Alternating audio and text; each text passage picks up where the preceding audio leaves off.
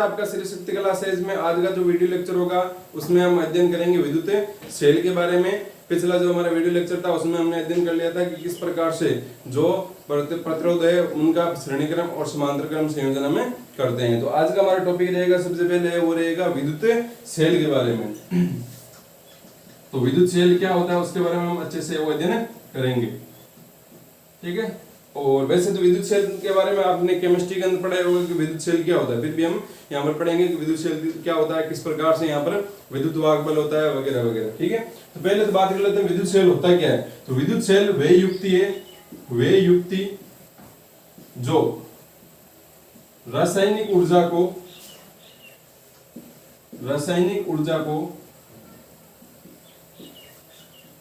विद्युत ऊर्जा में रूपांतरित करती है, विद्युत सेल कहलाती है, ठीक है। विद्युत सेल कहलाती है। यह हो गया आपकी विद्युत सेल की परिभाषा, ठीक है। जिसके बारे में सीधी सी बात है, जो रासायनिक ऊर्जा होती है, जो भी अभिक्रियाओं के माध्यम से जो भी ऊर्जा होती है वहां पर कुछ ऊर्जा निकलती है, उसी ऊर्जा को अगर किस में बदल दिया जाए, विद्युत ऊर्जा में बदल दिया जाए, तो वो युक्ति क्या कहलाएगी, विद्युत सेल कहलाएगी, ठीक है। ये बात आपको ध्यान में रखनी है। या फिर इसको हम ऐसे बोल सकते हैं कि जो विद्युत सेल है वो क्या होता है, हमें पता है किसी भी वस्तु में या कोई भी आपका परिपथ है उसमें मतलब धारा का प्रवाह कब होगा। जैसे मान लो ये तार है, इस तार में धारा का प्रवाह कब होगा, जब हम इस तार को किससे जोड़ेंगे, बैटरी से जोड़ेंगे। बैटरी से जोड़ने का मतलब हम यहाँ पर क्या कर रहे हैं, हम इस तार के एक सिरे पर विभव अधिक कर रहे हैं और एक सिरे पर विभव है वो कम कर रहे हैं, तभी तो धारा का प्रवाह होगा ना भाई। इस तार को बैटरी से जोड़ना है, इस तार को बैटरी से जोड़ते इसमें धारा प्रवाहित होने लगती है। क्यों होने लगती है, क्योंकि जैसे बैटरी से जोड़ेंगे तो यहाँ पर क्या होगा, ये प्लस वाला तो इस तार पर विभव यहाँ पर सबसे अधिक होगा और इस तार पर कितना हो जाएगा, मान लेते हैं एक बार के लिए 0 हो गया, ठीक है। तो इसका मतलब यहाँ पर क्या हो गया, विभव में कुछ ना कुछ अंतर होने की वजह से यहाँ पर क्या होती है, धारा का प्रवाह है वो होता है ना। तो किसी भी वस्तु में किसी भी परिपथ के अंदर धारा का प्रवाह किसके कारण होता है, विभव में अंतर के कारण होता है। तो अगर हम कोई एक ऐसी युक्ति बना दे जो क्या कर दे, इनके मध्य मतलब जो दो सिरे है, तार के दो सिरे उनके मध्य अगर विभवांतर ला दे, वही क्या होता है, हमारा विद्युत सेल होता है, ठीक है। ये बैटरी विद्युत सेल का ही तो उदाहरण है। यहाँ पर बैटरी जो है विद्युत सेल का उदाहरण है। बैटरी क्या करती है, यहाँ पर और यहाँ पर क्या लेकर आ जाती है, विभवांतर लेकर आ जाती है। तो इसी के बारे में हम बात कर रहे हैं यहाँ पर। तो या इसको बोल सकते हो अर्थात दो बिंदुओं के मध्य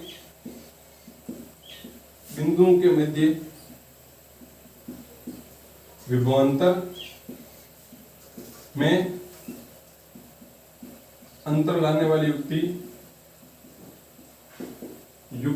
क्या कहलाती है, विद्युत सेल कहलाती है, ठीक है। इस प्रकार से विद्युत सेल के बारे में थोड़ी बहुत आपको जानकारी होनी चाहिए कि विद्युत सेल है वो क्या होता है, ठीक है। अब बात करते हैं कि विद्युत सेल जो होता है, विद्युत सेल कभी भी आवेश का स्रोत नहीं होता है। विद्युत सेल होता है ऊर्जा का स्रोत। विद्युत जो सेल है वो किसका स्रोत होता है, मतलब विद्युत सेल के अंदर क्या होती है, विद्युत सेल के अंदर होती है ऊर्जा। विद्युत सेल ऊर्जा का स्रोत है। किसका स्रोत है, ऊर्जा का स्रोत है। ये बहुत ही इंपॉर्टेंट बात है जो आपको ध्यान रखनी है। विद्युत सेल है वो ऊर्जा का स्रोत है, किसी आवेश का स्रोत नहीं है। और आवेश का स्रोत की अगर मैं बात करूं कि आवेश का स्रोत कौन है, तो आवेश का स्रोत होता है आपका संधारित्र। होता नहीं होता है, उसमें हम आवेश को संचित करते हैं ना। तो आवेश का स्रोत है वो संधारित्र होता है। जबकि जो ऊर्जा का स्रोत है, जिसके अंदर ऊर्जा रहती है, ऊर्जा का स्रोत कौन सा होता है, आपका विद्युत सेल होता है, ठीक है भाई। जब भी रासायनिक अभिक्रिया करेंगे तो रासायनिक अभिक्रिया करते समय वहां पर क्या होती है, ऊर्जा निकलती है, ठीक है। किसी न किसी माध्यम से ऊर्जा निकलती है, वही ऊर्जा किसमें बदल जाती है, जो विद्युत ऊर्जा में बदल जाती है, तो वो विद्युत सेल कहलाता है। तो कहने का मतलब विद्युत सेल क्या है, ऊर्जा का स्रोत है, ना कि किसका है, आवेश का स्रोत है। अब बात करते हैं कि जो विद्युत सेल है उसका निर्माण किस प्रकार से किया जाता है। तो विद्युत सेल का निर्माण करने के लिए क्या किया जाता है, एक पात्र होता है, उस पात्र के अंदर क्या भरा जाता है, उस पात्र के अंदर भरा जाता है परबल विद्युत अपघट्य। इसके अंदर क्या भरा जाता है, परबल विद्युत अपघट्य। जैसे एग्जांपल के लिए मान लो HCl हो गया, ठीक है, NaOH हो गया, बहुत सारे ऐसे प्रबल विद्युत अपघट्य है जिनको हम यहाँ पर भर सकते हैं, ठीक है। अब यहाँ पर इस परबल विद्युत अपघट्य का द्रव्य भर दिया यहाँ पर। अब परबल विद्युत अपघट्य का द्रव्य भरने के बाद हम यहाँ पर लगाए जाते हैं दो इलेक्ट्रोड। क्या लगाए जाते हैं, इलेक्ट्रोड, धातु के इलेक्ट्रोड लगाए जाते हैं यहाँ पर, ये इस प्रकार से ये इलेक्ट्रोड होते हैं। एक पर होता है धन आवेश, एक पर होता है ऋण आवेश। दो जो इलेक्ट्रोड है, दोनों इलेक्ट्रॉन है वो प्रबल विद्युत अपघट्य में डूबे रहते हैं, और एक इलेक्ट्रोड पर होता है आपका धनावेशित, या एक इलेक्ट्रोड धनावेशित होता है, दूसरा इलेक्ट्रोड ऋणावेशित होता है। धनावेशित इलेक्ट्रोड को बोलते हैं एनोड इलेक्ट्रोड, मतलब धनावेशित होता है तो एनोड इलेक्ट्रोड बोलते हैं उसको, ठीक है। और जब ऋणावेशित होता है तो उसको बोलते हैं कैथोड इलेक्ट्रोड, ठीक है। एनोड और कैथोड ये दो इलेक्ट्रोड है, एनोड पर प्लस आवेश होता है, कैथोड पर माइनस आवेश होता है। आपको फिजिक्स के अंदर इसी प्रकार समझना है। केमिस्ट्री के अंदर मान लो कहीं पर कुछ एक दो जगह चेंज आता है, आपको उसको नहीं देखना। फिजिक्स के अंदर है वो जो आपका प्लस होगा उसी को हम एनोड बोलेंगे, और माइनस होगा उसी को हम क्या बोलेंगे, कैथोड बोलेंगे, ठीक है। तो इस प्रकार से क्या किया जाता है, दो इलेक्ट्रोड होते हैं, दो इलेक्ट्रोडों को प्रबल विद्युत अपघट्य में डाल दिया जाता है, और फिर यहाँ पर क्या किया जाता है, इन इलेक्ट्रोडों को अगर तारों से जोड़ दिया जाए, तार से जोड़ दिया जाए, तो यहाँ पर क्या प्रवाहित होने लग जाएगी, धारा प्रवाहित होने लग जाएगी।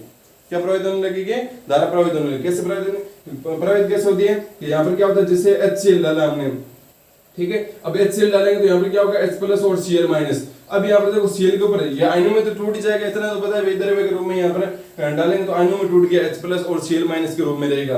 अब यहाँ पर होगा क्या कि Cl माइनस, माइनस माइनस मतलब इलेक्ट्रॉन है। अब इलेक्ट्रॉन क्या करे, इलेक्ट्रॉन है वो मतलब किसकी तरफ आकर्षित होगा, प्लस की तरफ आकर्षित होगा। तो इलेक्ट्रॉन प्लस की तरफ आकर्षित होने के लिए इलेक्ट्रॉन क्या करेगा, यहाँ से चलेगा और इस प्रकार से गति करेगा, ठीक है भाई। पहले इन पर कोई आवेश नहीं होता है, इस प्रकार से समझो आप कि पहले इलेक्ट्रोड पर कोई आवेश नहीं होता है, लेकिन जैसे ही हम इसको प्रबल विद्युत अपघट्य में डालते हैं तो यहाँ पर होता है क्या, दो आयन टूटेंगे, H प्लस और Cl माइनस। वो एक H प्लस यहाँ पर चला जाएगा, Cl माइनस यहाँ पर चला जाएगा। अब यहाँ पर क्या होगा, दोनों अलग अलग चले गए, तो यहाँ पर Cl माइनस है इसलिए इसको माइनस, इसको दे दिया भाई इलेक्ट्रॉन ऋणावेशित है, इस पर प्लस आया इसको दे दिया धनावेशित है। अब यहाँ पर धारा कैसे प्रवाहित होगी, यहाँ से जो माइनस है मतलब इलेक्ट्रॉन, भाई माइनस किस पे आता है, इलेक्ट्रॉन पे आता है, तो यहाँ से इलेक्ट्रॉन गति करेगा और इस प्रकार से इलेक्ट्रॉन चलते चलते घबराएगा, इस H प्लस के पास में आएगा, यही होगा ना, इस H प्लस के पास में आ जाएगा। इलेक्ट्रॉन कैसे गति कर रहा है, इलेक्ट्रॉन ऐसे गति कर रहा है, और धारा क्या करती है, इलेक्ट्रॉन के विपरीत दिशा में गति करती है। ये बस आपको समझना था कि विद्युत सेल क्या होता है, और ये तो जो पार्ट है वो H प्लस Cl माइनस, ये तो आपके केमिस्ट्री के अंदर है। तो इस प्रकार से विद्युत सेल का वो निर्माण होता है, और इसके बारे में जो केमिस्ट्री के अंदर है वो आपके विद्युत सेल की पूरी मतलब बनाई हुई है कि किस प्रकार से विद्युत सेल है, उसके मतलब विधि होती है, वो आपको केमिस्ट्री है उसके अंदर आपको मिल जाएगा। केमिस्ट्री जो मतलब चैप्टर करवा रखा है उसके अंदर आपको बता रखा है विद्युत सेल का निर्माण किस प्रकार से किया जाता है। तो मैंने आपको अभी यहाँ पर शॉर्ट में बताया कि किस प्रकार से करते हैं। आपको पूरा जो अध्ययन है वो कहाँ से करना है, जो केमिस्ट्री की जो आपके करवा रखे हैं ना वहां पर विद्युत सेल का निर्माण किस प्रकार से किया जाता है, वहां से आपको उसका अध्ययन है वो करना है, ठीक है। हम शॉर्ट में यहाँ पर समझ लिया कि विद्युत सेल का निर्माण कैसे होता है, पूरा डिटेल से आपको अध्ययन है वहां पर करना है। यहाँ पर आया हुआ टॉपिक है विद्युत सेल का निर्माण कैसे किया जाता है, उसका अध्ययन आप करोगे केमिस्ट्री की जो आपकी वहां पर है उससे करोगे बुक से, ठीक है। अब बात कर लेते हैं यहाँ पर विद्युत सेल के बारे में पढ़ लिया। अब बात करते हैं कुछ इंपॉर्टेंट बातों के बारे में कि विद्युत सेल के अंदर कुछ मुख्य परिभाषाएं हैं, तो उनकी बात करते हैं। यहाँ पर लिखते हैं महत्वपूर्ण परिभाषाएं। तो महत्वपूर्ण परिभाषाएं क्या होगी, देखो सबसे पहले हम पढ़ेंगे विद्युत वाहक बल या EMF, ठीक है। विद्युत वाहक बल या EMF। तो विद्युत वाहक बल क्या होता है, अब देखो आप ऐसे समझो कि जो विद्युत सेल है, ठीक है, विद्युत सेल में पता चल गया क्या होता है।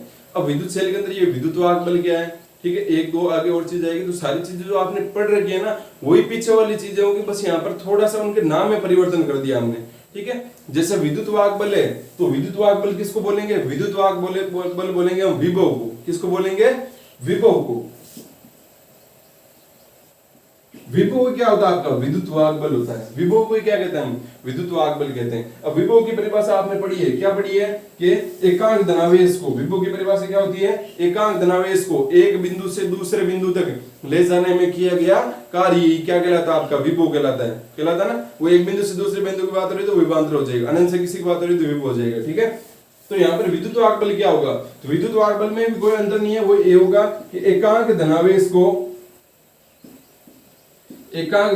को एक इलेक्ट्रोड से दूसरे इलेक्ट्रोड तक ले जाने में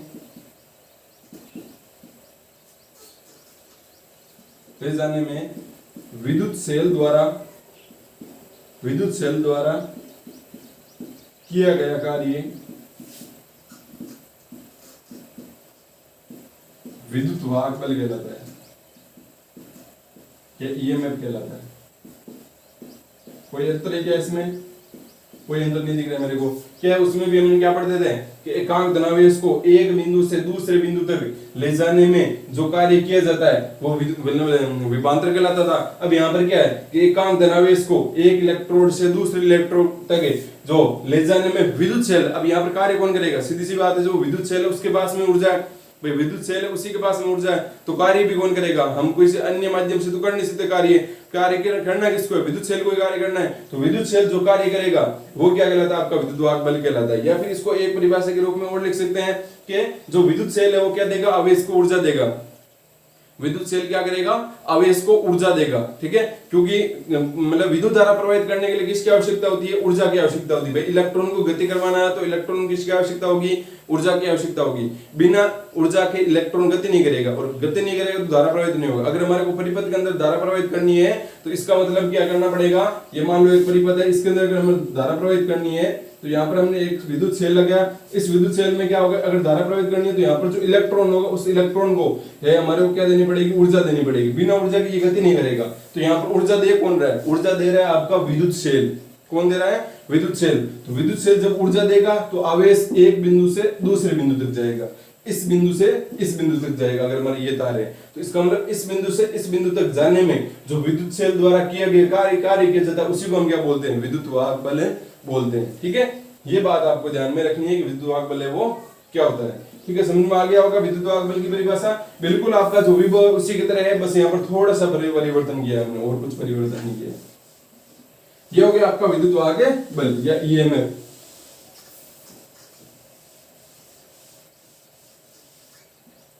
अब आगे देखो, अब बात करते हैं हम आंतरिक प्रतिरोध की। सेल का आंतरिक प्रतिरोध, सेल का आंतरिक प्रतिरोध, सेल के भीतर उत्पन्न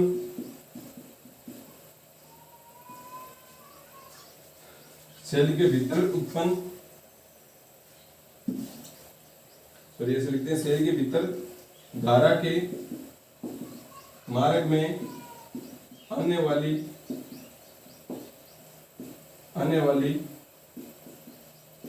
बाधा को, सेल के भीतर धारा के मार्ग में आने वाली बाधा को आंतरिक प्रतिरोध कहते हैं। कुछ ज्यादा अंतर है क्या? हमने प्रतिरोध की परिभाषा पढ़ी है। प्रतिरोध की परिभाषा क्या पढ़ी है? प्रतिरोध के बारे में हमने पढ़ा है कि भाई धारा के मार्ग में आने वाली बाधा को क्या कहते हैं? प्रतिरोध कहते हैं। अब यहाँ पर बात सेल की हो रही है। भाई हम जितने भी बात कहते हैं सेल की कर रहे हैं, तो सेल के भीतर, सेल के अंदर, भाई आंतरिक की बात हो रही है मतलब अंदर ही होगा, तो सेल के अंदर धारा के मार्ग में आने वाली बाधा को हम क्या कहेंगे? आंतरिक प्रतिरोध कहेंगे। सिंपल सी नॉर्मल सी बात जो आपको ध्यान में रखनी। बस अंतर क्या होगा? जो हम प्रतिरोध पढ़ते हैं उसको कैपिटल आर से प्रदर्शित करते हैं, आंतरिक प्रतिरोध है उसको हम किससे प्रदर्शित करेंगे? आंतरिक प्रतिरोध को हम प्रदर्शित करेंगे स्मॉल आर के माध्यम से। ठीक है, ये बात आपको ध्यान में रखनी है कि आंतरिक प्रतिरोध है वो क्या होता है? सेल के अंदर जो भी धारा के मार्ग में आने वाली जो भी बाधा होगी उसी को हम क्या कहेंगे? आंतरिक प्रतिरोध कहेंगे। अब बात करते हैं कि सेल का जो आंतरिक प्रतिरोध है वो किन किन बातों पर निर्भर करता है। तो दो बात तो वही सीधी सी होगी कि सेल, जैसे हमारा प्रतिरोध है वो किस पर निर्भर करता है? प्रतिरोध लंबाई पर निर्भर करता है। लंबाई बढ़ेगी तो प्रतिरोध बढ़ेगा, क्षेत्रफल बढ़ेगा तो प्रतिरोध घटेगा। तो उसी प्रकार से यहाँ पर किसका क्षेत्रफल, किसका लंबाई बढ़ा नहीं, यहाँ पर बढ़ा नहीं इलेक्ट्रोड की। तो यहाँ पर हम कहेंगे कि सेल का आंतरिक प्रतिरोध की निर्भरता किन किन बातों पर निर्भर करेगा। सबसे पहले बात करें तो सबसे पहले निर्भर करेगा विद्युत अपघट्य पर। किस पर निर्भर करेगा? विद्युत अपघट्य पर, कि आप जो विद्युत अपघट्य लोगे वो किस प्रकार का होगा उस पर निर्भर करेगा। ठीक है, तो विद्युत अपघट्य पर किसके निर्भरता? आंतरिक प्रतिरोध पर। मतलब आंतरिक प्रतिरोध चेंज कब होगा? जब विद्युत अपघट्य को चेंज कर देंगे। ये सेम सेम वैसे ही है जैसे तार है, तार को चेंज करते ही प्रतिरोध चेंज हो जाता था ना, वैसे ही अब यहाँ पर तार की जगह हमारा धारा के लिए कौन कार्य कर रहा है? विद्युत अपघट्य कार्य कर रहा है। तो यहाँ पर विद्युत अपघट्य को चेंज करते ही सेल का जो आंतरिक प्रतिरोध है वो क्या हो जाएगा? चेंज हो जाएगा। क्योंकि विद्युत अपघट्य चेंज होगा तो वहां पर बाधा अलग अलग आएगी ना भाई, अलग अलग परमाणु आएंगे, तो इस वजह से वहां पर आंतरिक प्रतिरोध भी चेंज होता जाएगा। दूसरी जो इसकी निर्भरता है वो है इलेक्ट्रोड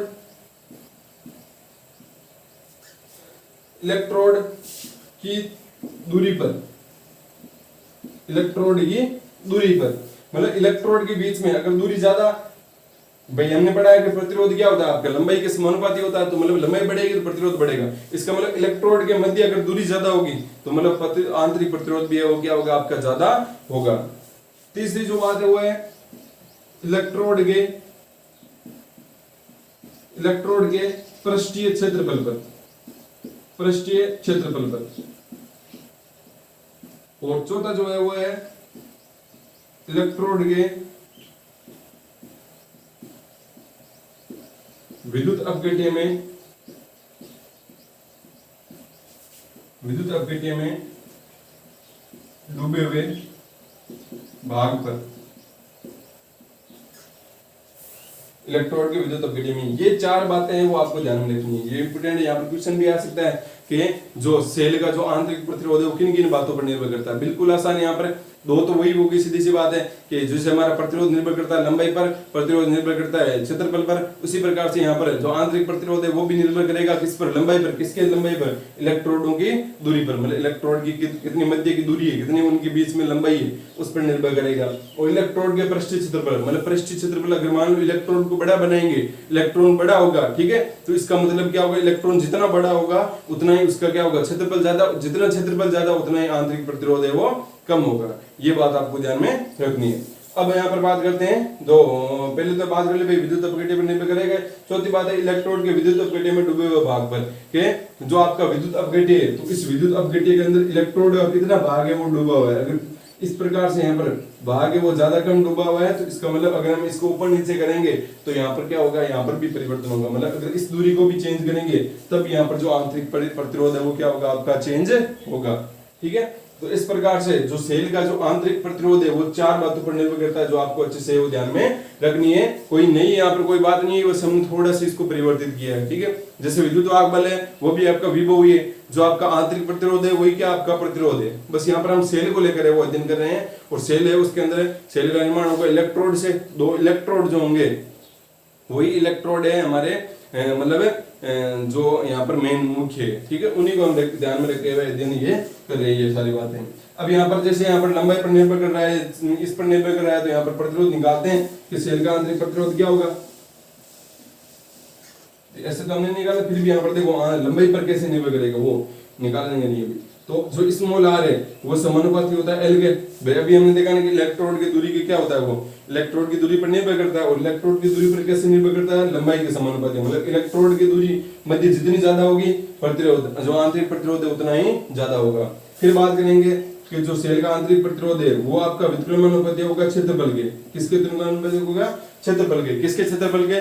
इलेक्ट्रोड के पृष्ठीय क्षेत्रफल के। इलेक्ट्रोड के पृष्ठीय क्षेत्रफल के क्या होगा? व्युत्क्रमानुपाती होगा।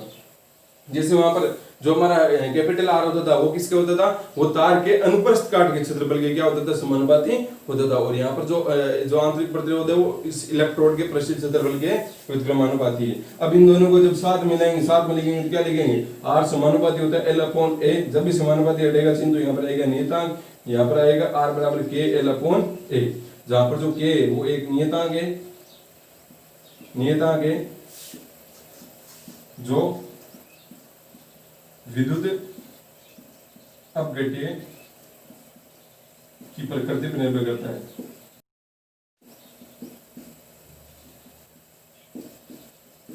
लंबाई और ए पर निर्भर नहीं करता है। सेम टू सेम वही चीज वही बात होगी। यहाँ पर जो किया था वहां पर क्या था आपका के क्या था? एक नियतांक था जिसको हम क्या बोलते थे?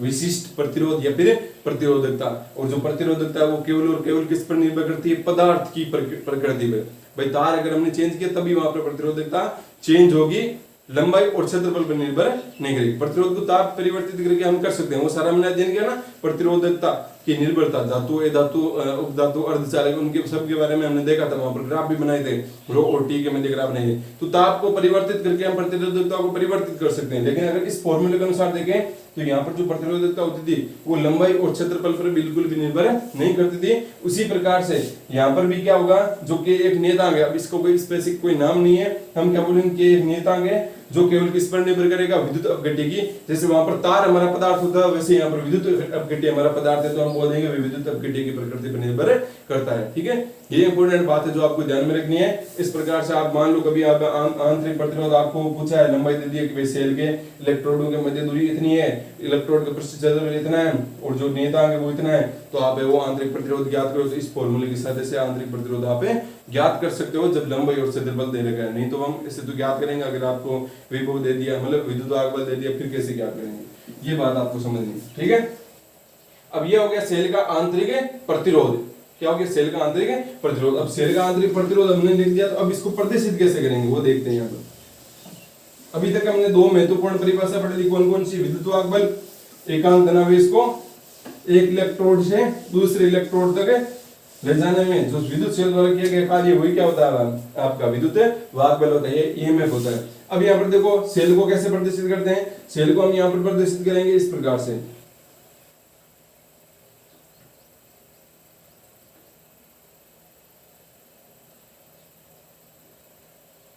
ये होगा हमारे सेल को प्रदर्शित करने का तरीका। ये क्या होगा आपका, ये होगी आपकी जो बैटरी, मतलब जो सेल होगा, और ये क्या होगा आपका आंतरिक प्रतिरोध स्मॉल आर। ये क्या होगा आपका स्मॉल आर आंतरिक प्रतिरोध होगा। ठीक है, इस प्रकार से हम क्या करेंगे, सेल को प्रदर्शित करेंगे। अब देखो यहाँ पर हम बात करते हैं अगली जो महत्वपूर्ण परिभाषा है वो है हमारी टर्मिनल विभवांतर या वोल्टता। टर्मिनल वोल्टता, या इसको विभवांतर भी बोलते हैं, टर्मिनल विभवांतर या फिर वोल्टता। अब ये क्या होता है उसके बारे में अध्ययन करेंगे। तो टर्मिनल वोल्टता क्या होती है, देखो जैसे मान लेते हैं हम एक परिपथ बनाते हैं। ठीक है,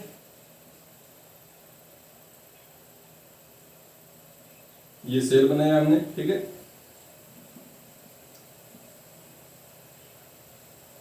इस प्रकार से ये कैपिटल आर, ये बाह्य प्रतिरोध है, ये जो अंदर ये पूरा सेल है, ये स्मॉल आर है। ठीक है, अब यहाँ पर देखो सेल के पास में क्या आता है, विद्युत वाहक बल होता है। जैसे बैटरी के पास विभव होता है, वैसे सेल के पास में क्या होगा, विद्युत वाहक बल होगा। भाई मैंने बोला है कि बैटरी होती है, बैटरी का विद्युत वाहक मतलब विभव है V है, उसी प्रकार से सेल का जो विभव है वो क्या होता है, वो मतलब विद्युत वाहक बल होता है। ठीक है, उसको हम ई से प्रदर्शित करेंगे। ई मतलब इस प्रकार से लिखना है आपको। ठीक है, विद्युत वाहक बल को हम इस प्रकार से प्रदर्शित करेंगे। अब ये हो गया आपका विद्युत वाहक बल किसका, इस सेल का हो गया।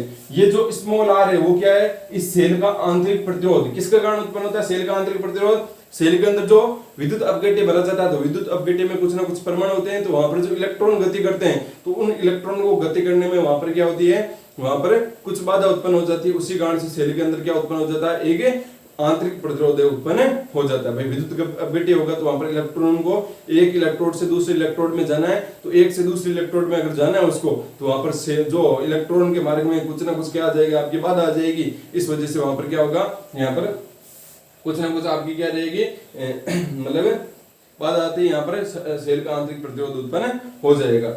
अब यहाँ पर देखो ये हो गया हमारा विद्युत सेल हो गया, हमने यहाँ पर एक बाह्य मतलब प्रतिरोध लगा दिया। अब असल में टर्मिनल वोल्टता क्या है कि यहाँ पर क्या होगा, हम क्या देखते हैं कि धारा किसी तार के अंदर धारा प्रवाहित हो रही, तो यहाँ पर विभव में और यहाँ पर विभव में क्या होना चाहिए, अंतर होना चाहिए। एग्जाम्पल के लिए समझो कि अगर हमने यहाँ पर एक बैटरी लगाई होती V वोल्ट की, तो अगर बैटरी लगाई होती V वोल्ट की, तो यहाँ पर क्या होगा, तो बताओ यहाँ पर विभव कितना होता आपका, V होता, और यहाँ पर कितना होता, 0 होता। भाई तार है तो तार को हम इसी से लिखेंगे, यहाँ पर विभव यहाँ पर दर्शा सकते हैं, ये प्लस वाला इस पर विभव V और इस पर 0 हो सकता है ना। आप इसको उल्टा भी कर सकते हो। कैसे, हमने बोला है कि यहाँ पर मतलब विभव V है, तो ये जो विभव V होता है वो प्लस वाले पर होता है। आप इसको ऐसा भी कर सकते हो, अगर यहाँ पर 0 मानोगे तो यहाँ पर -V मानना पड़ेगा, तब भी यहाँ पर देख लो अंतर है, 0 बड़ा है -V से। विभव ज्यादा किस पर है, प्लस पर ही ज्यादा होता है। विभव जब भी बोला जाता है तो विभव आपका किस पर होता है, प्लस वाले इलेक्ट्रोड पर ही होता है विभव। ठीक है, क्योंकि हम अनंत से कौन सा आवेश लेकर आते हैं, एकांक धनावेश, इसी वजह से। तो अगर आप यहाँ पर 0 रखें तो माइनस लिखना पड़ेगा। वापस से वही बात है, 0 बड़ा है V से, तो यहाँ पर इस प्रकार से हमने V रख दिया, 0 रख दिया, तो ये तार हमने ये इतना लिया, तो यहाँ पर V है और यहाँ पर 0 है, मतलब विभव में कुछ ना कुछ अंतर है ना। उसी प्रकार से हमारे को चेक करना है कि यहाँ पर हमारा कितना होगा विभव, तो क्या मैं यहाँ पर E लिखूं सीधा ही, भाई जैसे यहाँ पर बैटरी के पास में V था तो मेरा यहाँ पर V आ गया और यहाँ पर क्या आ गया, 0 आ गया, तो क्या मैं यहाँ पर भी सीधा लिख दूं, यहाँ पर E और यहाँ पर कितना हो गया, 0, ऐसा लिख सकता हूँ क्या? ऐसा नहीं लिख सकता हूं मैं, क्यों? क्योंकि सेल, ये सेल है, ये यहाँ से यहाँ तक पूरा आपका सेल है, ठीक है। आपको चेक करना है कि यहाँ पर आपका कितना विभव आया बाहर। अब हमें पता है कि सेल का जो विभव होता है या विद्युत वाहक बल होता है या ईएमएफ होता है, वो कितना होता है, ई होता है। सेल का विद्युत वाहक बल, विद्युत वाहक बल क्या होता है, एक तरह से ऊर्जा ही होती है, ठीक है। ई यहाँ पर क्या ऊर्जा है, जैसे विभव भी क्या एक ऊर्जा है, उसी प्रकार से ई भी आपकी ऊर्जा है, ठीक है। अब यहाँ पर ई ऊर्जा है या विद्युत वाहक बल है। अब क्या जब सेल के अंदर जब आंतरिक प्रतिरोध उपस्थित है तो क्या ऊर्जा हमारे को ई मिलेगी या कुछ कम हो जाएगी? भाई यहाँ पर हमारे को बाहर है वो ई नहीं मिलेगी। क्यों नहीं मिलेगी? क्योंकि यहाँ पर कुछ अंदर है, वो क्या आंतरिक प्रतिरोध है, और इसी आंतरिक प्रतिरोध के कारण हमारा कुछ विभव है उसका क्या हो जाएगा, पतन हो जाएगा। कुछ विभव का क्या हो जाएगा, पतन हो जाएगा, ठीक है। और इस विभव के पतन के कारण यहाँ पर हमारे को बाहर है वो वोल्टा है, जो विभव है वो ई नहीं मिलेगा या विद्युत वाहक बल ई नहीं मिलेगा, उसमें से कुछ कम मिलेगा। तो अगर हमारे को चेक करना है कि बाहर हमारा कितना विभव मिलेगा, बाहर है वो कितना विभव मिलेगा, तो बाहर हम कैसे निकालेंगे? मान लेते हैं एग्जांपल के लिए, मान लेते हैं हमें बाहर विभव मिला V, कितना मिला V, कितना विभव मिला V। तो अब बताओ V किसके बराबर होगा, V किसके बराबर होगा? V बराबर होगा E के बराबर होगा। मैं ऐसे लिख दूं V E के बराबर होगा? नहीं होगा E के बराबर। क्यों नहीं होगा? क्योंकि देखो E में से, ये भी एक विभव ही है, E में से कितना विभव यहाँ पर मतलब इस प्रतिरोध ने ले लिया। कैसे निकालोगे? कोई भी प्रतिरोध है इस प्रकार से, इसका प्रतिरोध अगर R है तो इसके सिरों के मध्य विभवांतर कैसे निकालोगे? इसमें प्रवाहित धारा I है मान लो, तो विभवांतर कैसे निकालोगे? ओम के नियम से V बराबर IR। ऐसे करते हो कि नहीं करते हो? ये V क्या है? इसके और इसके मध्य की मध्य विभवांतर है। कैसे निकाला? इसमें प्रवाहित धारा I और इसका जो प्रतिरोध R है। इसी प्रकार से मान लेते हैं इस सेल के अंदर प्रवाहित धारा है, यहाँ पर परिपथ में अंदर प्रवाहित धारा I है और इसका प्रतिरोध कितना हो गया? R हो गया। और ये क्या होता है? IR क्या आपका? इसका विभव है, इस आंतरिक प्रतिरोध का विभव है, और इसका सेल का विभव E है। इसका मतलब ये जो E जो आपका IR जो विभव उत्पन्न हुआ है वो IR विभव क्या होगा आपका? इसमें से कुछ खपत हो जाएगा। तो मतलब E में से अगर आप घटा दोगे IR, E में से घटा दोगे IR, क्योंकि IR क्या आपका विभव है, ठीक है, वो खर्च हो गया। यहाँ पर किस में से खर्च हुआ? E में से। भाई जब बैटरी लगी नहीं होगी तो आंतरिक प्रतिरोध का क्या मतलब होगा, लेकिन जब बैटरी लगा देंगे मतलब सेल लगा देंगे, तो सेल लगाएंगे तो यहाँ पर जो कुछ ये जो आंतरिक प्रतिरोध है वो खपत कर देगा। कितना खपत करेगा? कितना विद्युत वाहक बल का खपत करेगा? IR विद्युत वाहक बल का खपत करेगा। इसलिए हमने यहाँ पर लिख दिया कि भाई E में से हमने घटा दी माइनस का IR, और ये किसके बराबर होगा? यहाँ पर जो बाहर विभव मिला है वही उसके बराबर होगा। ये जो बाहर विभव मिला है हमारे को, इसी को हम क्या बोलते हैं? टर्मिनल वोल्टेज बोलते हैं। तो यहाँ पर हम क्या बोलेंगे कि सबसे पहले बोलेंगे कि सेल के अंदर उपस्थित, विद्युत सेल के अंदर उपस्थित जो आंतरिक प्रतिरोध है, उस आंतरिक प्रतिरोध के कारण यहाँ पर कुछ ना कुछ है वो क्या हो जाता है? आंतरिक विभव में परिवर्तन हो, मतलब विभव में पतन हो जाता है। ये क्या हो गया? आंतरिक विभव का पतन हो गया यहाँ पर। तो सेल का जो आपका विद्युत वाहक बल है उसमें से कुछ है वो क्या हो गया? आपका जो आंतरिक विभव पतन हुआ है वो कम हो जाएगा। इस वजह से हमारे को बाहर कौन सी वोल्टता मिलेगी? बाहर मिलेगी हमारे को टर्मिनल वोल्टता। कौन सी वोल्टता मिलेगी? टर्मिनल वोल्टता। मिलेगी कि नहीं मिलेगी? अब मैं अगर बात करूं कि हमारा टोटल जो विद्युत वाहक बल है वो किसके बराबर हुआ? भाई टोटल विद्युत वाहक बल कुछ तो यहाँ पर खर्च हो गया, कुछ यहाँ पर खर्च हो गया, ऐसा भी तो बोल सकते हैं हम।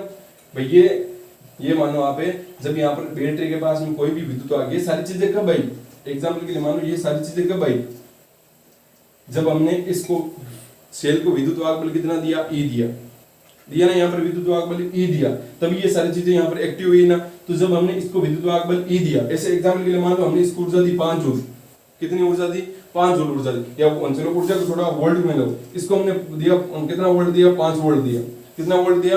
5 वोल्ट दिया। अब ये 5 वोल्ट ही तो अलग अलग जगहों पर पतन होगा ना, तो 5 वोल्ट में से मान लो इस आंतरिक प्रतिरोध ने कितना वोल्ट दे लिया? 1 वोल्ट दे लिया, और बाहर अब कितना मिलेगा आपको? 4 वोल्ट मिलेगा। मिलेगा कि नहीं मिलेगा? क्योंकि 1 वोल्ट तो कौन खा चुका है? बीच में कौन पतन कर चुका है? आंतरिक जो प्रतिरोध है वो पतन कर चुका है। अब मैं अगर यहाँ पर बोलूं कि 5 है वो किसके बराबर है? 5 वोल्ट किसके बराबर है? 5 वोल्ट बराबर है 4 वोल्ट और प्लस का 1 वोल्ट के बराबर है। ऐसे बोलोगे ना, तो यहाँ पर 5 वोल्ट की जगह कौन है? E है। 4 वोल्ट की जगह कौन है? 4 वोल्ट की जगह हमने V माना है, V मान लिया। 1 वोल्ट की जगह कौन है, 1 वोल्ट की जगह आई आर है भाई, आर तो नहीं होगा, आर तो आपका प्रतिरोध है, इनमें तो विभव चाहिए, क्योंकि यहाँ पर देखो वोल्ट है, तो इसका मतलब कौन होगा, प्लस कितना विभव होगा यहाँ पर आई आर, तो ये क्या मैं यहाँ से V बराबर ये नहीं लिख सकता हूँ, आई आर को इस साइड भेज दो, E माइनस का आई आर, तभी तो आपकी समीकरण ये और जो ये बनी है सेम ही तो है, सेम ही यहाँ पर। या फिर आप ऐसे भी बोल सकते हो, यहाँ पर अगर आपका विभव V बाहर निकला है, 4 वोल्ट बाहर निकला है, इसका मतलब 5 माइनस 1 कर दो, वही 4 वोल्ट के बराबर होगा, 4 वोल्ट किसके बराबर होगा, 5 माइनस 1, 5 क्या है, E, एक क्या है आई आर, ये देखो सेम टू सेम है। तो आपको रटना नहीं है, समझना है कि आपका टर्मिनल वोल्टता क्या है, विद्युत वाहक बल क्या है, आंतरिक मतलब प्रतिरोध क्या है, आंतरिक विभव पतन क्या है, ठीक है। आंतरिक प्रतिरोध के कारण कुछ ना कुछ यहाँ पर विभव का पतन हो जाता है, उसको हम बोलते हैं आंतरिक विभव पतन। आंतरिक प्रतिरोध के कारण कुछ ना कुछ विभव में पतन हो जाता है, उसको हम बोलते हैं आंतरिक विभव पतन। तो यहाँ पर टर्मिनल वोल्टता की जो परिभाषा है वो लिख लेते हैं फटाफट से, टर्मिनल वोल्टता की क्या परिभाषा होगी, तो यहां पर लिखेंगे सेल के आंतरिक प्रतिरोध के कारण सेल के अंदर कुछ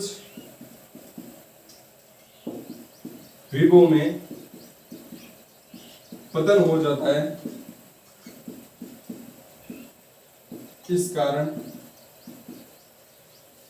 कारण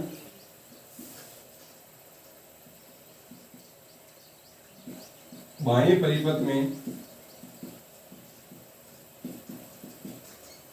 परिपथ में विद्युत वाहक बल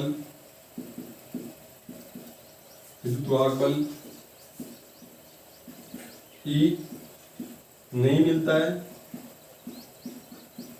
जबकि यहाँ V मिलता है, ठीक है, V टर्मिनल वोल्टता मिलता है, ठीक है, विभव मिलता है, इसे ही टर्मिनल वोल्टता कहते हैं। ये मैंने एग्जाम्पल के लिए बताई है, और अच्छे से आप जो आपके नोट्स वगैरह है उसमें आपके परिभाषा लिखे, तो वहां से आपके 2-3 परिभाषा लिख दिए, उनको आप अच्छे से समझ लेना कि सेल का आंतरिक प्रतिरोध के कारण इसके आंतरिक विभव में कुछ ना कुछ पतन हो जाता है, और उसी आंतरिक विभव पतन के कारण बाह्य परिपथ में जो हमारे को विभव मिलेगा या विद्युत वाहक बल मिलेगा, वो सेल का जो विद्युत वाहक बल होगा वो नहीं मिलेगा, हमारे को उसमें से कुछ कम हुआ मिलेगा, ठीक है। तो उसी को हम क्या बोलते हैं, टर्मिनल वोल्टता बोलते हैं। तो ये हो गया आपकी टर्मिनल वोल्टता। अब हम कल क्या करेंगे, जो अगला वीडियो लेक्चर आएगा उसमें हम करेंगे विद्युत वाहक बल कैसे निकालेंगे, टर्मिनल वोल्टता कैसे निकालेंगे, और सेल का आंतरिक प्रतिरोध कैसे निकालेंगे। और इससे कुछ पहले हमारा जो टॉपिक बच गया था एक है कि भाई सेल कितने प्रकार के होते हैं, तो सेल जो 2 प्रकार की प्राथमिक और द्वितीयक सेल होते हैं, उसके बारे में भी अध्ययन हमें अगला जो हमारा वीडियो लेक्चर आएगा उसमें हमें करेंगे।